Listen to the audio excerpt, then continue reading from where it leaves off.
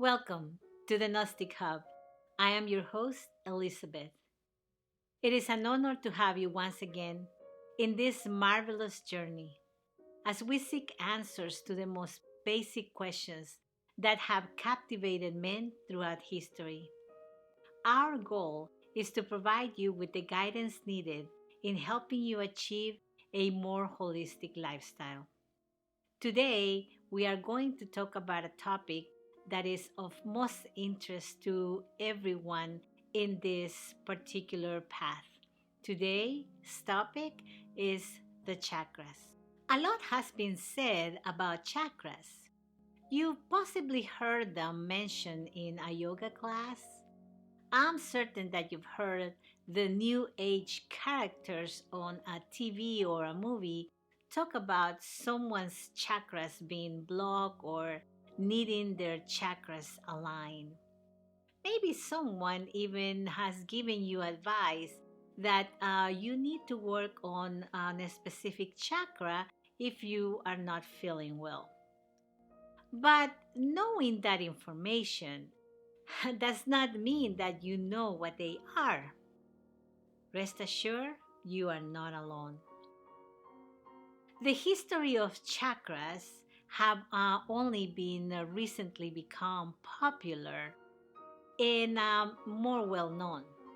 With the growth in popularity of yoga and New Age philosophies in general, chakras have become very popular. But what are chakras? Well, chakras are vortex of energy. They are a complex and ancient energy system that basically originated in India.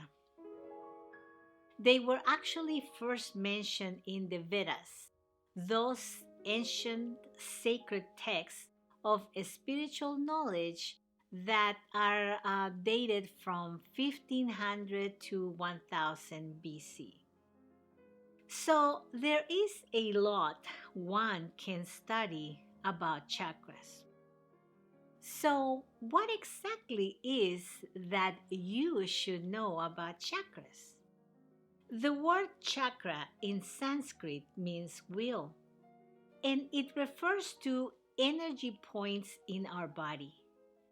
They are thought to be spinning discs of energy that should stay open and aligned, as they correspond to bundles of nerves, major organs, and areas of our energetic body that affect our emotional and physical well being. Some people or experts in the matter say that there are close to 114 different chakras. But there are seven, the main chakras that run along our spine. These are the chakras that most of us are referring to when we talk about them.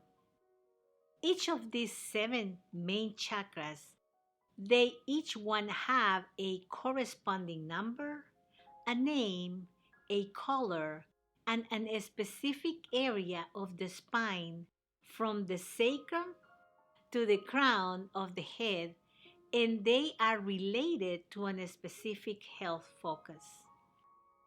The seven chakras are going to be that we are going to be discussing today are going to start from the bottom up.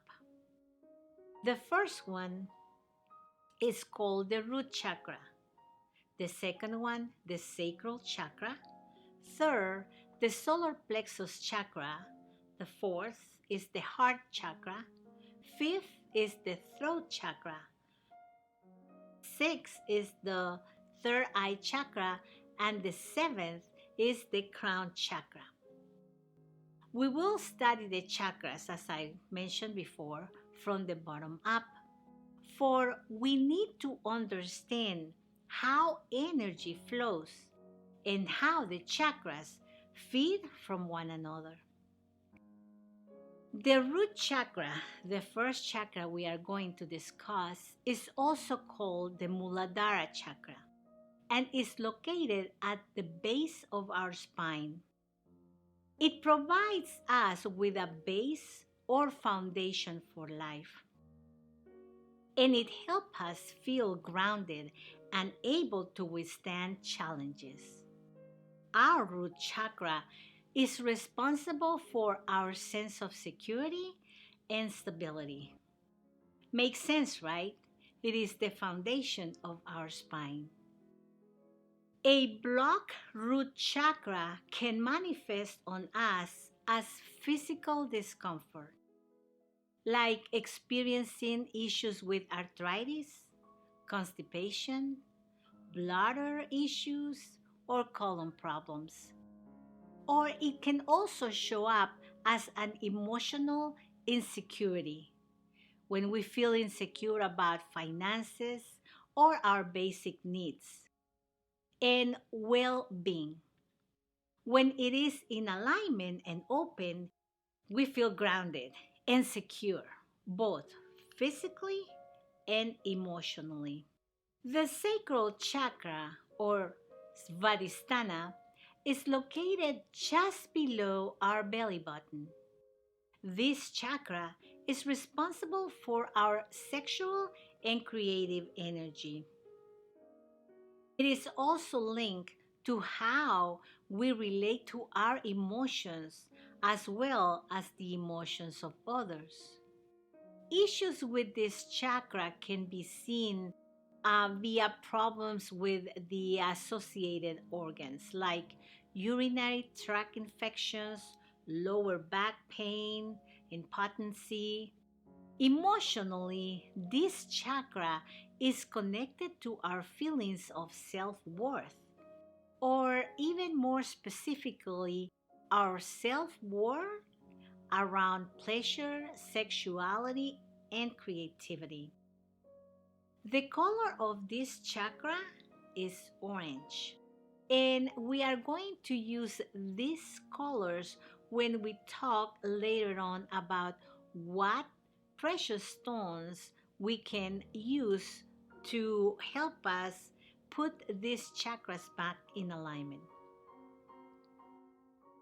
The solar plexus chakra, or Manipura, is located in our stomach area, and it is responsible for confidence and self esteem, as well as helping us feel in control of our life.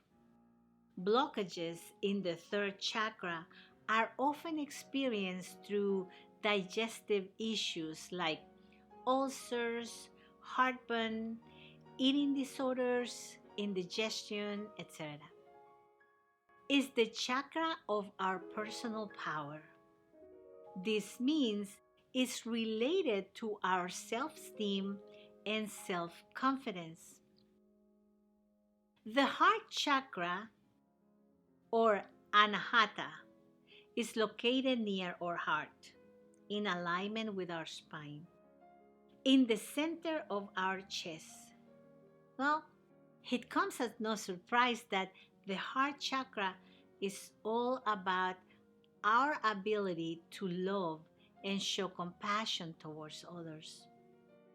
Blockage in our heart chakra can manifest in our physical health through heart problems, asthma, and weight issues. But blocks are often seen even more clearly through people's actions. People with heart chakra blocks are the people that often put others first to their own detriment.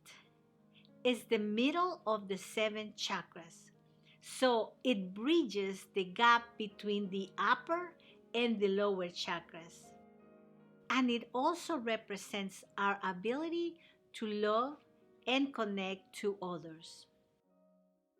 When this chakra is out of alignment, it can make us feel lonely, insecure, desperate, isolated. We experience a lot of anxiety and depression when this chakra is not in alignment. The throat chakra, or Vishuddha, is located in our throat. This chakra has to do a lot with our ability to communicate verbally. As one would expect, this chakra is connected to our ability to communicate verbally.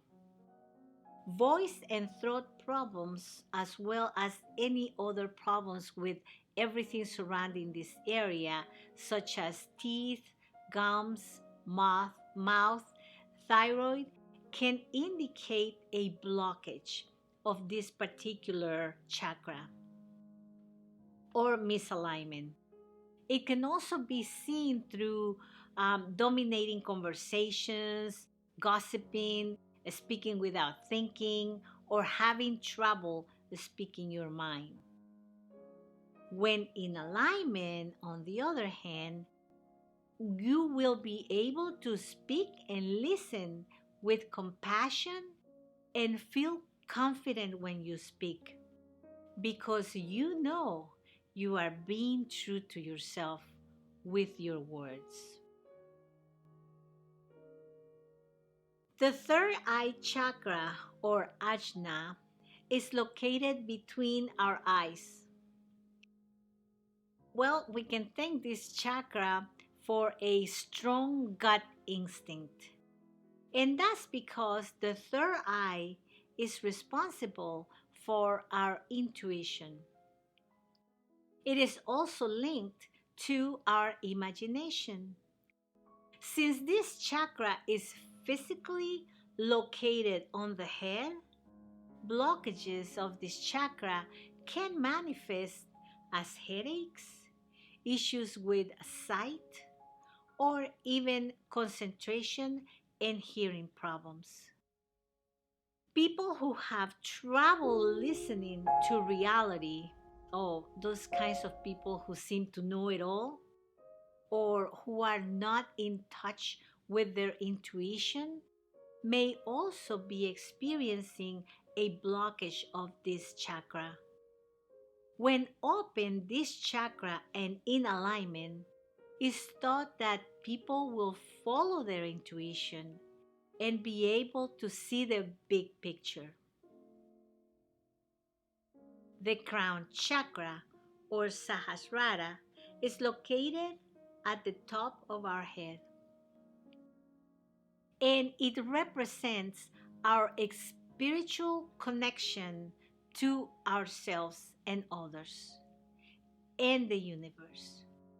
It also plays a role in our life's purpose. The crown chakra is linked to every other chakra and therefore every organ in our system. And so it affects not just all of those organs, but also our brain and our nervous system. It is considered the chakra of enlightenment and represents our connection to our life's purpose and spirituality. Those with a blocked crown chakra may seem like narrow-minded, skeptical, or stubborn. When this chakra is open, it is thought to help keep all the other chakra open and to bring the person bliss and enlightenment.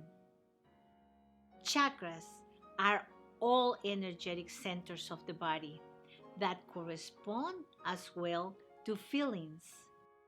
One of them probably resonates with you as you listen to me. One of them was probably much more easier to identify. A different one may resonate with you tomorrow. It's likely that one resonates with you more than any others as a continuous problem. A chakra where you often deal with blocks. Other blockages may pop up every now and then. In the chakra system, these patterns have specific terms. and they are recommended certain treatments. If you have ever taken a yoga or a meditation class or had an energy healing session like Reiki, or just watch an online video about those subjects, you probably have no doubt heard about chakras and the role they play in the flow of our body's energy. You probably have already learned that it is important to keep our chakras open and unblocked. So, how do those chakras exactly, how do they affect our physical and emotional well-being? Well, let me explain to you the impact these energy centers may have on our mind and body. We're also going to study how to open in order to promote physical, mental, and emotional well being. And as I mentioned in the beginning of this video, in Sanskrit, the word chakra means disc or wheel, and it refers to the energy centers in our spine. These wheels or discs of spinning energy each will correspond, as I said before, to bundles of nerves. To function at their best, they need to be open and balanced. If they get blocked, you may and you will experience physical and emotional symptoms related to each particular chakra, just as I explained prior. There are the 7 main chakras, and they run along our spine. So if we start from the root or the base of our spine and extend to the crown of our head, that's where we will find all the 7 main chakras. So, can a blocked chakra affect our health? In general, the location of the chakra that's out of balance may affect the parts of our body in close proximity to that particular chakra. This includes the organs, bones, joints, and tissues near that area. Psychologically, imbalances in our chakras may cause an emotional imbalance as well, which may lead to increased anger, sadness, fear, or indecisiveness. It is very important to pay a special, close attention to both the psychological and the physiological sensations because they can inform each other and uncover the root cause of an experience, and therefore giving us a way of understanding which chakra is the one that is experiencing the blockage. Experiencing too much stress, physically or mentally, may cause one or more chakras to be out of balance. Personal habits such as poor physical alignment or posture, eating unhealthy food, or self destructive behavior may also cause a chakra to be imbalanced. Prolonged imbalanced chakras may lead to physical disease and illness. Musculoskeletal issues and mental health challenges like depression or anxiety are very common when we go on with unbalanced chakras. A great way to promote balance in chakras is to create alignment in our physical body through yoga postures. also through breathing practices to encourage the flow of the energy.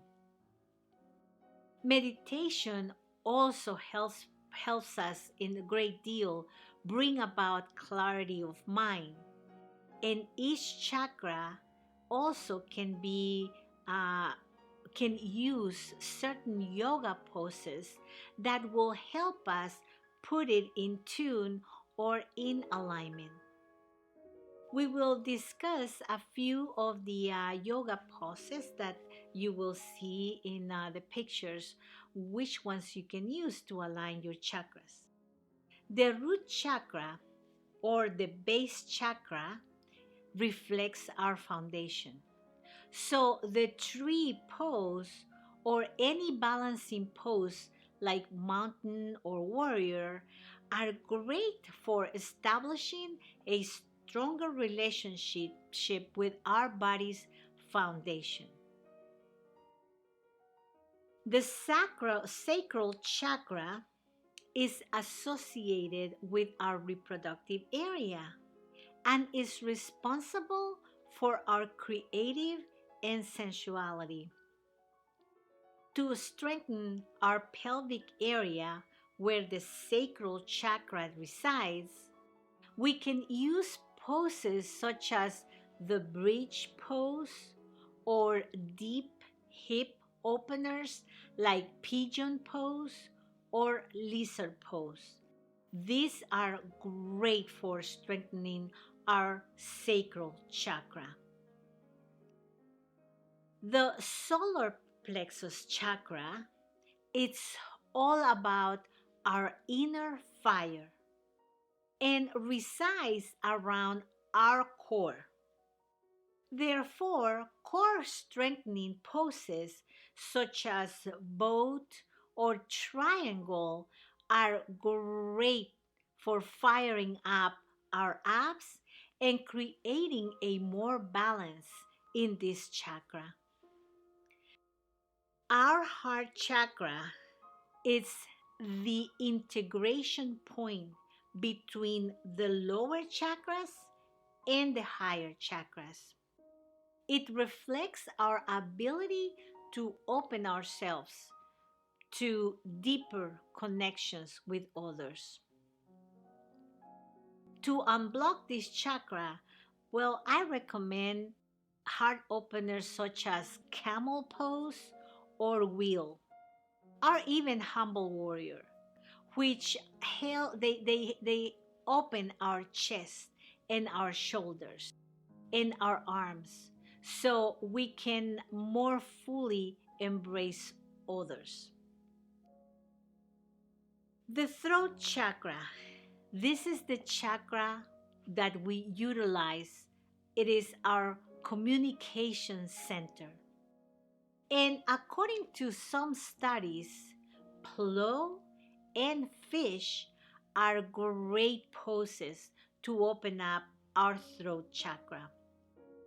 Both help open the back and front sides of our neck, where the throat chakra resides. The third eye chakra.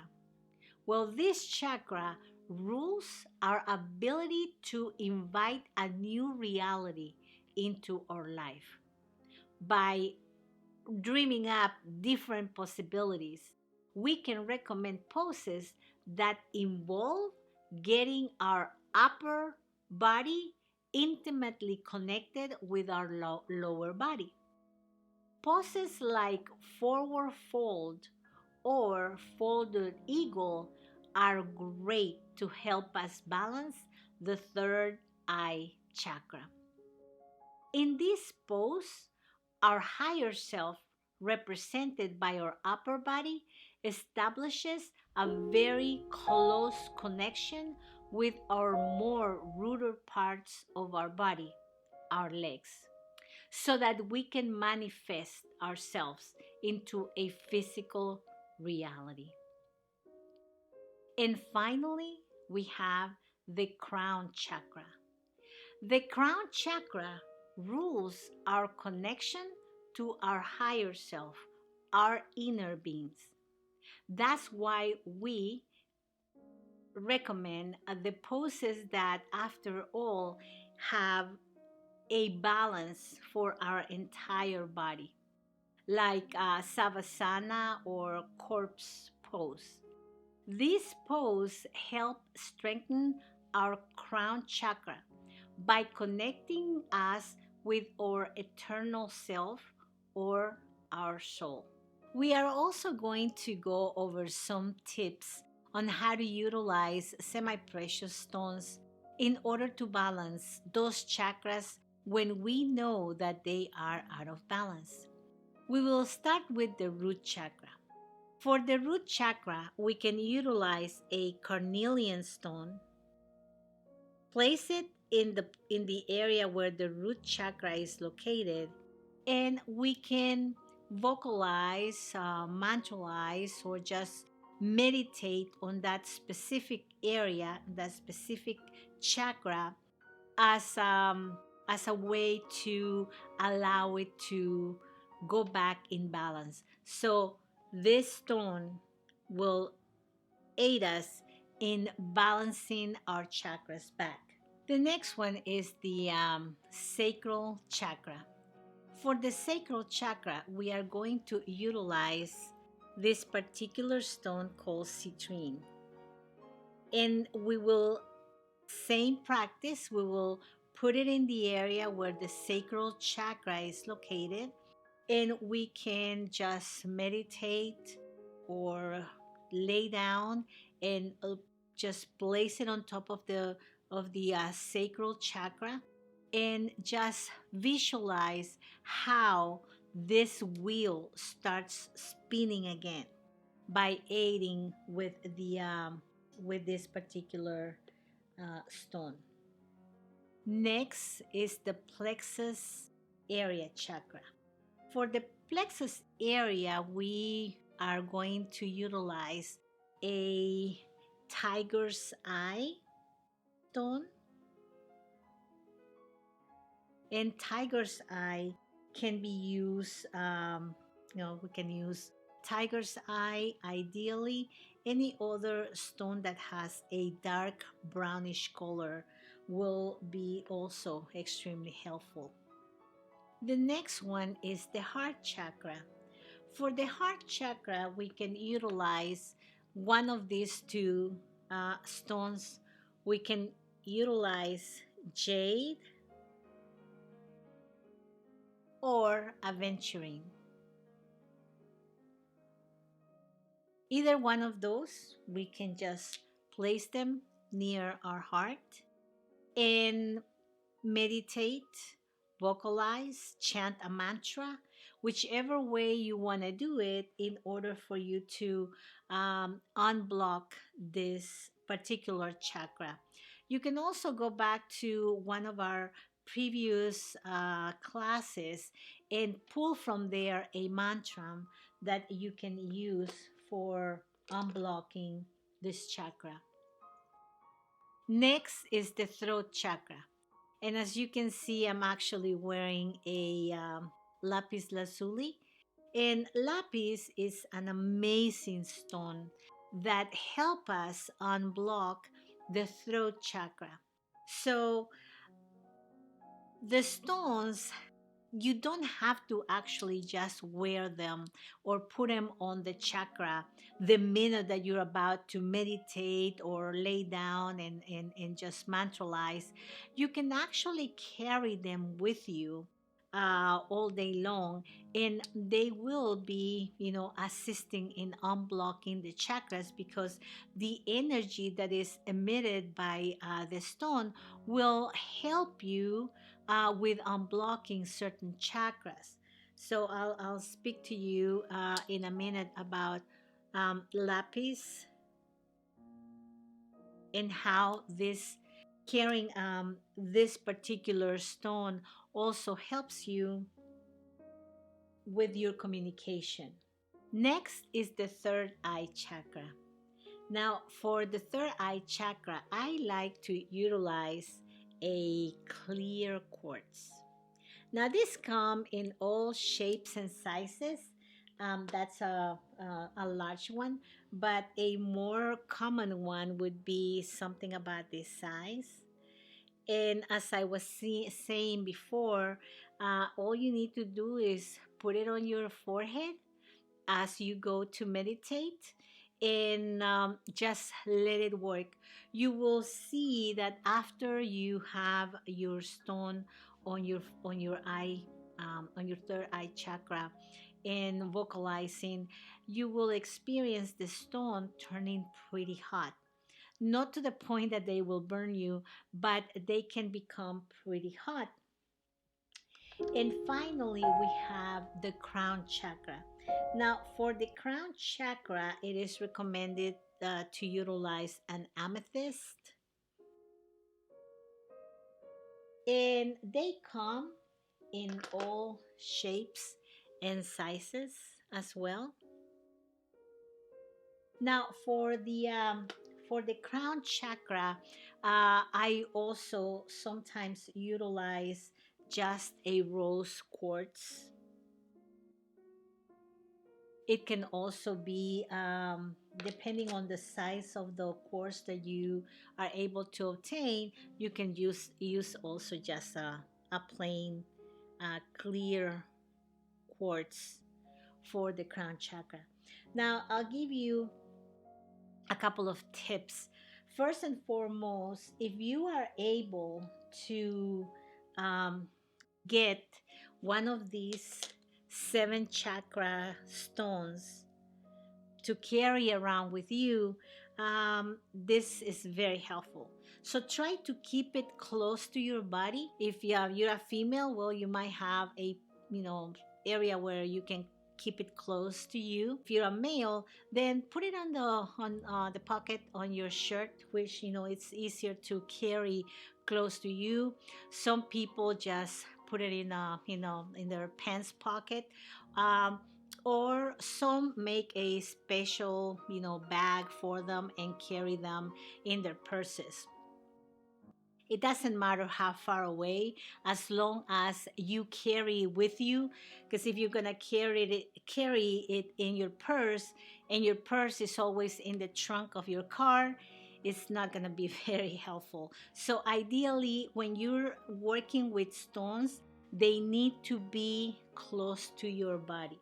So if what you are going to do, instead of carrying the stones to open your chakras, if you decide, well, I'm just going to meditate at night, and use the stones, you can lay down and just take each stone and place it on the area where the chakra, not just the chakra that is blocked, but where every single one of the chakras we discussed is located. So you can basically just put it on and leave it there.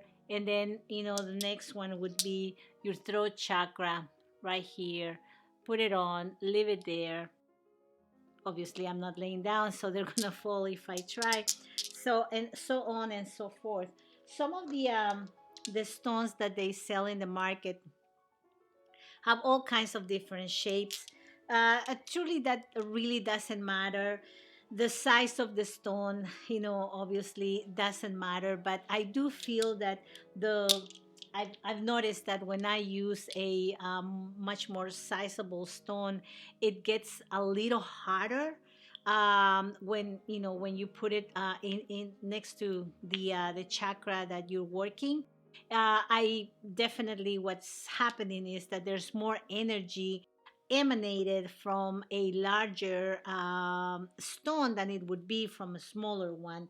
So I would leave it up to your discretion to see what size of stone you decide to use. And obviously, these stones, some of them can get pretty pricey. So whenever you find one of those stones, and if you can get a good price for them, the bigger the better, right? With that, we conclude this week's video.